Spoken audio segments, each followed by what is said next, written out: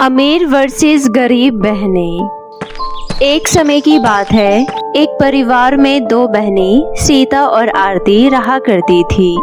जिसमें बड़ी बहन आरती, जो कि बहुत ही सुंदर थी, परंतु वो बहुत ही घमंडी और निर्दयी लड़की थी। आरती की शादी एक बड़े परिवार में होती है, जिसकी वजह से उसका घमंड अब और ज्यादा बढ़ जाता है। आरती का पति सूरज एक बहुत ही बड़ा बिजनेसमैन था और वो महीने के लाखों रुपए कमाया करता था। दूसरी ओर सीता रंग की सांवली थी, पर वो मन की बहुत ही अच्छी लड़की थी। सीता का रंग सांवला होता है, जिसकी वजह से उसकी शादी एक गरीब परिवार में होती है। उसका पति खेतों में काम करके चंद पैसे ही कमाया करता था, जिससे उनके परिवार का गुजारा चलता था। एक दिन की बात है, आरती एक बड़ी चमचमाती हुई गाड़ी में अपनी बहन सीता से मिलने के लिए आती है। सीता, कहाँ पर है तू? जल्दी बाहर आ। आरती की आवाज सुनने के बाद सीता अपने घर से बाहर आती है। सीता, मैं तुझे अपनी नई गाड़ी दिखाने आई हूँ। ये गाड़ी मैंने आज ही ली है, इसलिए चल मैं तुझे एक अच्छे से रेस्टोरेंट में इसकी पार्टी देती हूँ। नहीं आरती, मुझे कोई पार्टी नहीं चाहिए। अगर तुम्हें भूख लगी है तो अंदर चलकर तुम अपने फेवरेट दाल चावल खा सकती हो। अरे तुम छोटे लोग ही खाओ दाल चावल, मैंने तो ये सब खाना कब का छोड़ दिया है। अब तो मैं पिज्जा, बर्गर, मोमोज ये सब खाती हूँ। और वैसे भी तेरे छोटे से घर में मैं तो एक पल सांस भी नहीं ले सकती हूँ। जितना बड़ा तेरा घर है, इतना बड़ा तो मेरा बाथरूम है। लेकिन अब तो कर भी क्या सकती है, तेरी तो गरीब परिवार में शादी हो गई। अगर तू मेरी तरह सुंदर होती तो तेरी भी एक अमीर परिवार में शादी हो जाती। अच्छा, तुझे मेरे साथ गाड़ी में नहीं जाना है तो मत जा, पर एक हफ्ते बाद मेरी शादी की एनिवर्सरी है, इसलिए मैंने बहुत बड़ी पार्टी रखी है, तो तुझे मेरे घर पर जरूर आना है। इस तरह से आरती अपनी बहन सीता को बहुत ज्यादा नीचा दिखाती है। आरती की ये सब बातें सुनकर सीता को बहुत बुरा लगता है और वो घर में जाकर जोर जोर से रोने लगती है। ऐसे ही एक हफ्ते बाद सीता अपने पति सुरेश और अपनी बेटी के साथ आरती के घर जाती है। सीता अपने चारों तरफ देखती है तो उसे बहुत ज्यादा शर्मिंदगी महसूस होती है, क्योंकि आरती की पार्टी में सभी अमीर अमीर लोग आए हुए थे। वहाँ पर सीता ही सबसे गरीब थी। मम्मी मम्मी देखो कितना बड़ा केक है, ऐसा केक तो मैंने आज तक नहीं देखा है। आप ऐसा केक मेरे जन्मदिन पर भी लेकर आना। सीता की बेटी को ऐसा कहते देख पास की खड़ी कुछ औरतें बोलती है, आरती, तुमने अपनी एनिवर्सरी में किन किन लोगों को बुला लिया है? मुझे तो लगता है कि तुमने अपनी नौकरानी को भी अपनी एनिवर्सरी पार्टी में बुला लिया है। अरे तुम सही कह रही हो, ये मेरी नौकरानी ही है। मैंने सोचा इन लोगों ने अच्छा खाना तो कभी खाया नहीं होगा, अगर मेरी पार्टी में आएंगे तो ये अच्छा खाना भी खा लेंगे। ऐसे ही आरती सीता के परिवार का सभी के सामने मजाक उड़ाती है। ये सब देखकर सीता के परिवार को बहुत ज्यादा बुरा लगता है। तभी सीता गुस्से में सभी के सामने आरती को थप्पड़ मारती है। आरती, अगर तुम्हें सबके सामने हमारी बेइज्जती ही करानी थी तो हमें इस पार्टी में बुलाया ही क्यों? वैसे भी मैं तुम्हारी पार्टी में आना नहीं चाहती थी, लेकिन तुमने मुझे बहुत ही प्यार से बुलाया था, इसलिए मुझे आना पड़ा।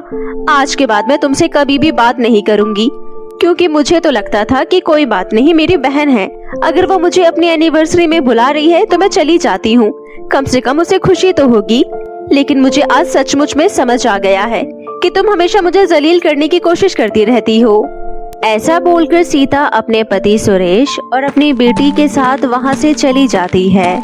ऐसे ही दिन गुजर रहे होते हैं। सीता और सुरेश दोनों मिलकर बहुत कड़ी मेहनत करते हैं। सीता जैसे तैसे लोगों के घरों में झाड़ू पोछा का काम पकड़ लेती है और रुपए जोड़ने लगती है। वहीं सुरेश गांव के एक कारखाने में माल ढोने का काम करने लगता है और साथ में वो कारखाने में लेके जोखे का काम भी करता है। समय के साथ साथ दोनों पति पत्नी इसी तरह मेहनत करते रहते हैं और अपनी इकलौती बेटी को भी पढ़ाते हैं। वहीं दूसरी ओर आरती अपनी ऐशो आराम की जिंदगी बिताती है। कभी वो शॉपिंग करने के लिए जाया करती तो कभी वो दूर दूर घूमने जाया करती। कुछ समय बाद सुरेश और सीता के पास अच्छे खासे पैसे जुट जाते हैं, जिसके बाद वो दोनों अपनी एक परचून की दुकान खोलते हैं और अपने नरम और अच्छे स्वभाव की मदद से अपने कुछ ग्राहक बना लेते हैं। धीरे धीरे करके उनकी दुकान चलने लगती है। दोनों पति पत्नी के अच्छे स्वभाव की वजह से जो ग्राहक उनके पास सामान लेने आया करता वो दोबारा लौटकर भी उनके पास ही आता। कुछ समय बाद दोनों पति पत्नी ग्राहकों को कम रुपयों में सामान उपलब्ध कराने की सोचते हैं और कोई ना कोई तरकीब लगाते हैं, जिसके बाद दोनों पति पत्नी सीधा शहर से सामान मंगवाने लगते हैं, जिस कारण से उन्हें सामान और भी सस्ता पड़ता है और वो ग्राहकों को भी सस्ते में सामान उपलब्ध करवा पाते हैं और इस तरह उनको मुनाफा भी ज्यादा होने लगा था। ऐसे ही करते करते कुछ सालों बाद सुरेश और सीता अपनी 3-4 दुकान और खोल लेते हैं, जिसकी वजह से उनके पास बहुत सारे पैसे आने लगते हैं, जिससे सीता अपनी बेटी को एक अच्छे प्राइवेट इंटरनेशनल स्कूल में पढ़ाती है। तभी एक दिन सीता अपनी बेटी को स्कूल छोड़ने के लिए जाती है। तभी वहाँ पर उसे आरती मिल जाती है और वो बोलती है, अच्छा तो तेरे पास इतने पैसे हो गए कि तू अपनी बेटी को एक अच्छे से प्राइवेट इंटरनेशनल स्कूल में पढ़ाने के लिए आ गई। अब तेरे पास पैसे आ ही गए हैं तो अपनी बेटी को पैदल छोड़ने क्यों आती है, एक गाड़ी भी ले ले। देखो आरती, तुम्हें अपने पैसों पर बहुत ज्यादा घमंड है, पर याद रखना ज्यादा घमंड भी अच्छा नहीं होता है। और रही बात गाड़ी खरीदने की, तो जब मुझे जरूरत पड़ेगी तो मैं खुद ब खुद खरीद लूंगी, मुझे तुमसे राय लेने की कोई जरूरत नहीं पड़ेगी।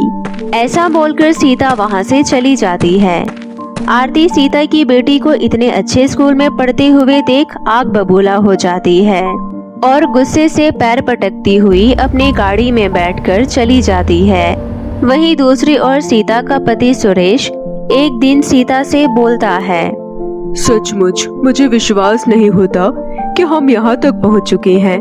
मैंने कभी सपने में भी नहीं सोचा था कि मैं एक मजदूर होने के बाद भी अपनी खुद की एक दुकान खोल सकता हूँ। आज देखो हमारे पास किसी चीज की कोई कमी नहीं है। ये सब कुछ तुम्हारी वजह से हो पाया है। अगर तू मेरे साथ नहीं होती तो मैं सचमुच कुछ नहीं कर पाता। ऐसा कुछ भी नहीं है, अगर आप मेरे साथ नहीं होते तो शायद हमारे पास ये सब कुछ नहीं होता। मैं तो बहुत भाग्यशाली हूँ जो मुझे आप जैसे पति मिले। नहीं नहीं, बल्कि मुझे बोलना चाहिए कि सीता तुम मेरे घर की लक्ष्मी हो। जब से तुम इस घर में आई हो तब से मेरे घर में कभी भी पैसों की कमी नहीं हुई है। दोनों पति पत्नी बहुत ज्यादा खुश होते हैं। ऐसे ही दिन बीत रहे होते हैं। सीता और सुरेश की दुकान में रात दिन चौगुनी तरक्की होती है, जिसकी वजह से वो दोनों अपना एक अच्छा सा घर भी खरीद लेते हैं और कुछ दिनों बाद एक गाड़ी भी। ये देखकर सीता की बेटी भी बहुत खुश होती है। ऐसे ही सब कुछ खुशी से चल रहा होता है। तभी एक दिन टीवी में खबर आती है कि बिजनेसमैन सूरज ने करोड़ों रुपयों का घपला कर लिया है और गरीब लोगों को लूट लिया है, जिस कारण से सूरज को जेल हो जाती है।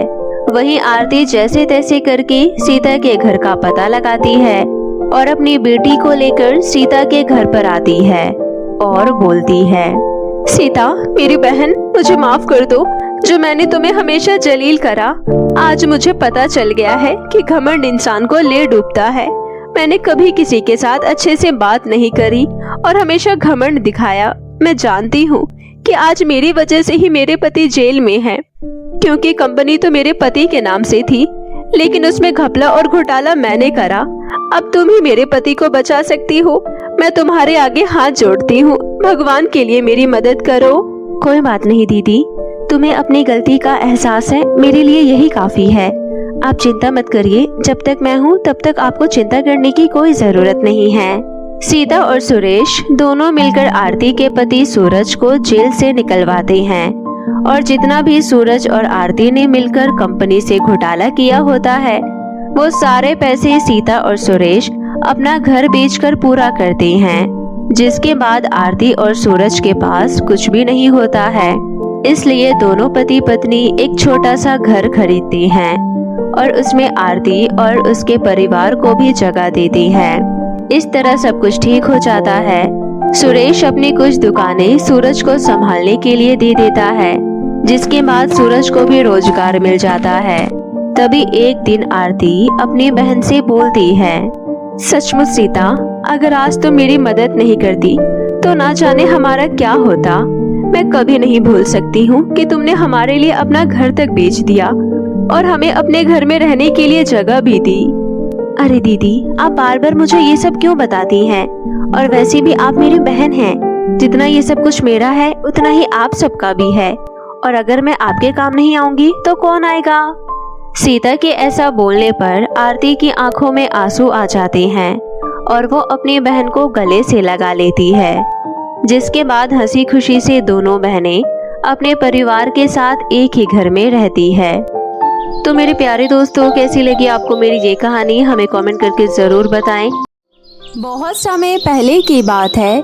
दक्षिण राज्य के राजा सूर्यसेन के घर कई वर्षों बाद दो प्यारी सी बच्ची का जन्म हुआ। दोनों बच्चियां दिखने में बहुत ही सुंदर थी। महाराज देखिए, हमारे घर कितनी प्यारी बच्ची ने जन्म लिया है और इनके बाल तो देखिए, एक के बाल सोने के हैं तो एक के बाल चांदी के हैं। तुम सही कह रही हो। अब से सुनहरी बालों वाली बेटी का नाम सोना और चांदी के बालों वाली बेटी का नाम चांदनी होगा।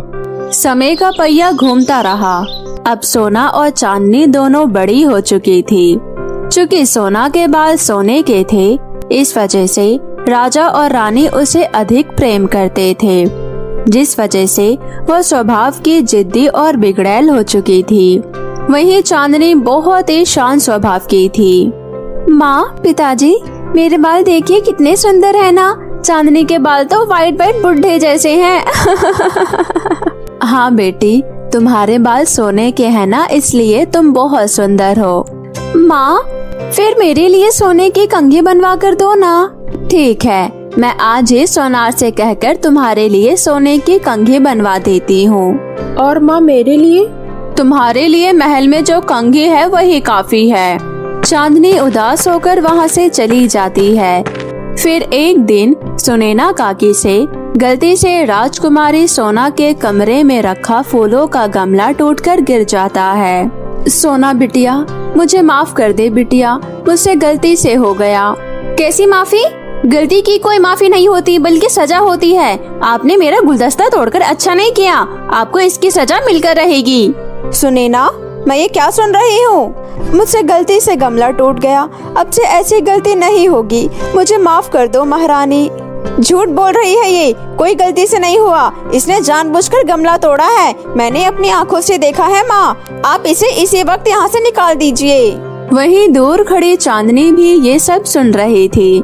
नहीं नहीं, इतनी छोटी सी बात के लिए इतनी बड़ी सजा देना ठीक नहीं। यह तो अन्याय होगा। इन्होंने हमारे लिए बहुत कुछ किया है, ऐसा मत करो माँ, प्लीज। बड़ी आई न्याय और अन्याय का फैसला करने वाली। गलती मतलब गलती, जिसकी इसे सजा मिलकर रहेगी। ये अब से यहाँ काम नहीं करेगी, यही मेरा आखिरी फैसला है। सोना बिल्कुल ठीक कह रही है। सुनैना, जाओ यहाँ से। तुम्हें अब हमारे यहाँ काम करने की कोई जरूरत नहीं है, जाओ। रात में राजा रानी से कहते हैं, रानी, वह मेरा मित्र है ना, भीम प्रताप। वह अपने बेटे के साथ हमसे मिलने हमारे राज्य आ रहे हैं। उनके स्वागत में कोई कमी नहीं होना चाहिए। ठीक है महाराज। अगली सुबह भीम प्रताप अपने बेटे राजीव प्रताप के साथ आते हैं। राजीव प्रताप बहुत ही कुशल वीर योद्धा के साथ दयालु इंसान थे। राजा ने बहुत ही अच्छे से अपने दोस्त और उनके बेटे का स्वागत किया। बहुत दिनों बाद मुलाकात हुई है मित्र, चलो हम सब शिकार पर चलते हैं। हम शिकार पर नहीं जाएंगे पिताजी, आप लोग जाइए। इतना बोलकर राजीव प्रताप एक नदी के किनारे जाकर बैठ जाता है। वाह, कितना सुखद आनंद है यहाँ। नदी के बहते पानी के साथ साथ यहाँ चिड़ियों की चहचहाने की आवाज है। वाह, पता नहीं क्यों हम जैसे लोग अपने शौक के लिए इन मासूम पशु पक्षियों का शिकार करते हैं। तभी राजकुमार की नजर राजकुमारी चांदनी पर गई। अरे, यह तो राजकुमारी चांदनी है, चलो पास जाकर देखता हूँ। राजकुमारी चांदनी, आप यहाँ, आप शिकार पर नहीं गई? नहीं, मुझे पशु पक्षियों का शिकार करना अच्छा नहीं लगता। वाह, मुझे भी पशु पक्षियों का शिकार करना बिल्कुल पसंद नहीं। मुझे इन जंगलों में बैठना और पशु पक्षियों का गाना सुनना बहुत पसंद है। मुझे भी। और क्या पसंद है आपको? आपके यह चांदी जैसा बाल, वाकई आपके बाल बहुत अच्छे लग रहे हैं। क्या सच में? हाँ हाँ, मुझे चांदी जैसा रंग बहुत अच्छा लगता है। ऐसे ही दोनों घंटों जंगलों में बातें करते रहे। इधर शिकार से लौटने के बाद सोना अपने माता पिता से कहती है, माँ और पिताजी, मुझे आपसे कुछ बात करनी है। क्या बात है, बताओ बेटा। माँ, मुझे राजकुमार राजीव प्रताप बहुत पसंद है और मैं उन्हीं से शादी करना चाहती हूँ। वाह, यह तो बहुत अच्छा बात है। मैं आज ही अपने मित्र से इस बारे में बात करता हूँ। चांदनी वहीं खड़ी ये सब सुन लेती है। नहीं नहीं, ऐसा नहीं हो सकता। यह मैं क्या सुन रही हूँ? राजीव प्रताप तो मुझसे प्यार करते हैं, लेकिन मैं यह सब कैसे रोकूं? मुझे तो जिंदगी में कभी अपनी पसंद की कोई चीज नहीं मिली। सोना बहन तो जब भी जो चाहती है उसे मिल जाता है। इस बार भी मैं अपने दिल की बात किसी से नहीं कह पाऊंगी। अगले ही दिन सूर्यसेन अपने मित्र से जाकर सोना के लिए राजीव प्रताप का हाथ मांग लेता है। यह तो बहुत ही खुशी की बात है मित्र। मैं एक बार अपने बेटे से पूछ कर तुम्हें सूचित करता हूँ। बेटे, राजा सूरसेन की बेटी के साथ तुम्हारा विवाह करने जा रहा हूँ। तुम्हें कोई आपत्ति तो नहीं है? सूर्यसेन की बेटी? नहीं पिताजी, मुझे कोई आपत्ति नहीं है। और फिर इस तरह सोना और राजीव प्रताप का विवाह तय हो गया। महलों में शादियों की तैयारी चल रही थी। तभी रात में सुनैना काकी भेष बदलकर राजकुमारी सोना के कक्ष में आ जाती है।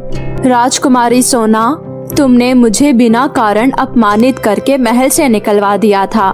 आज मैं इसका बदला लेकर रहूंगी। तुम्हारे गुरूर और घमंड का कारण ये सुनहरे बाल है ना, आज मैं इसे ही काट दूंगी। कल तुम्हारी शादी है ना, अब देखते हैं तुम्हारी शादी कैसे होती है। अगले दिन सोना जब आईने में अपना चेहरा देखती है, माँ, पिताजी, मेरे सोने जैसे बाल, मेरे बाल कहाँ चले गए? हाय भगवान, ये क्या हो गया? ये क्या हो गया बेटी? मैं उसे नहीं छोड़ूंगी। बताओ किसने किया ये?